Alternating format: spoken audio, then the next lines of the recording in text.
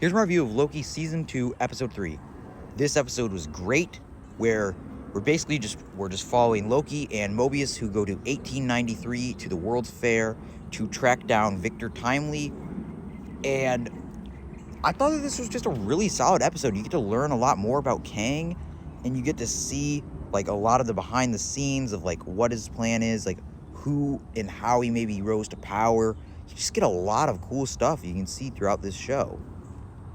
And there are some very weird scenes with Miss Minutes, and you're kind of learning like Miss Minutes is kind of almost like pulling the strings behind the scenes, like at least in this case, like how she almost went to Victor along with like Winona Renslayer and gave him this book to like study to kind of create the TVA in the future, which, I mean, of course that just creates tons of plot holes and stuff that doesn't make any sense, but you know, who cares?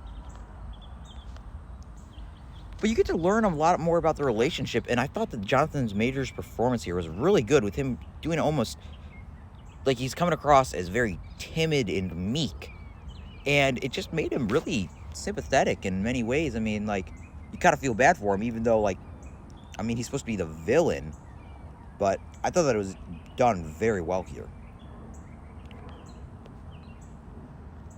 And of course, you get some great scenes with Loki and of course Mobius. They're like the highlight of this whole show, and they're here, but I will say they almost feel like kind of like background, which I'm completely fine with because I just enjoyed the other subplot so much more. And another thing I really liked about it is I liked seeing Loki use more magic. I mean, he's a god of mischief after all. I mean, you get to learn more, and some of the creative ways that they show his magical powers is just really cool.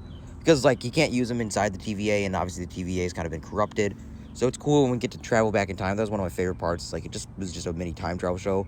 And you get a lot of that, too. And I thought that it was awesome. But it's mainly, the main reason why I like the show is the dynamic. Like, anytime Owen Wilson and Tom Hiddleston are on screen, it's just infectious. You want to see more of these characters. And every time this episode's done, you're like, no, I want to see more of them. I want to see more of them. I love Owen Wilson. So, I mean, of course, he's great in anything he's in. And, of course, I mean, Tom Hiddleston, incredible. And their dynamic is the key to this show. And I would even argue it might even be better than Season 1. Like, I would say so far, I like this season more than I did Season 1. And I think that the acting here between these two leads are probably even better. And I really liked when Victor was kind of showing this presentation, like, in the Chicago World's Fair. He's like almost like a mad scientist, and he's showing these people, and it's really cool, like, because his performance, he's almost kind of off with his words, and he kind of feels very scared. And it's this performance that feels very unique, especially when you consider this is supposed to be the big bad of the MCU going forward. And I kind of liked it how comes across as non-threatening, but you know how terrifying he can be. And I thought that it was just a great performance. And Sylvie gets some great moments to shine too, but she's not in it as much.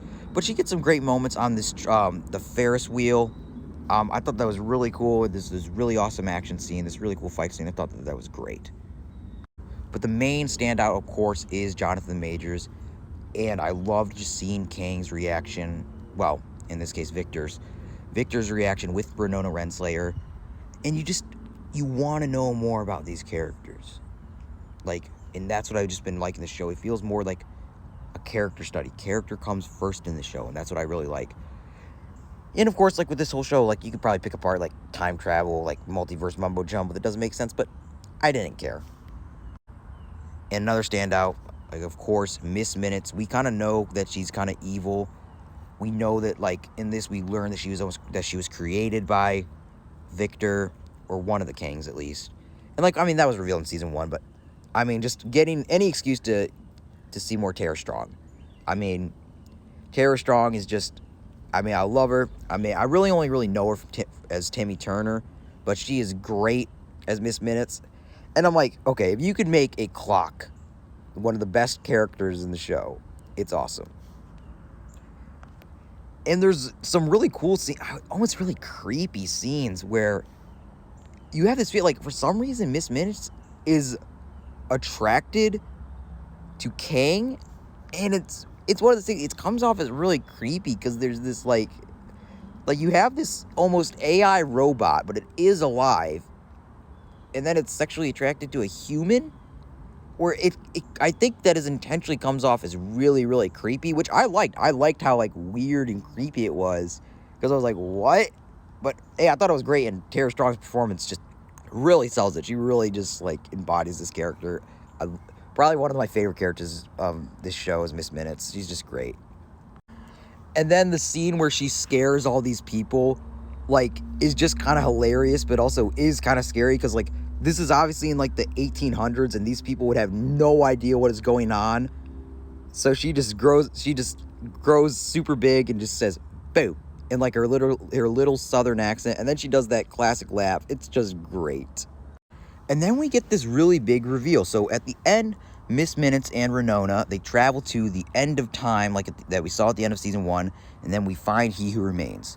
And then they find out, of course, that He Who Remains was killed, of course, by Sylvie at the end of season 1, and the episode ends. I mean, there was a lot going on in this episode. I probably misexplained some stuff, but like I said, you get the great character dynamic with Owen Wilson and Tom Hiddleston.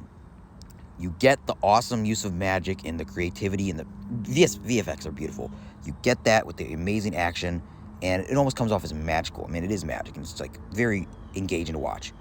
You get the excellent performance from Jonathan Majors.